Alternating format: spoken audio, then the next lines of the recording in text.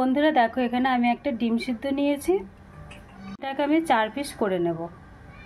এবার আমি নিয়ে নিচ্ছি পেঁয়াজ কুচি, নিলাম লঙ্কা কুচি, দিচ্ছি আদা রসুন আর শুকনো লঙ্কা বাটা, দিয়ে দিচ্ছি অল্প একটু বেসন, দিয়ে দিচ্ছি হলুদ, দিয়ে দিচ্ছি পরিমাণ মতো নুন।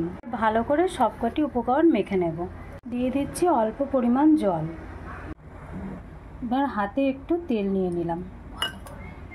এবার এইভাবে আমি নিলাম।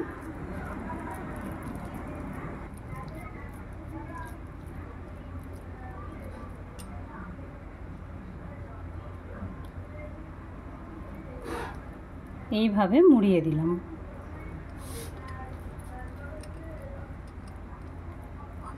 তৈরি হয়ে গেল।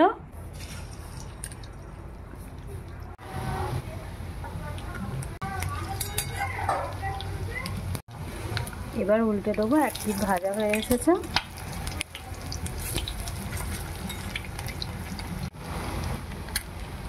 তৈরি হয়ে গেল ডিমের পকোড়া, খুবই সহজ পদ্ধতিতে।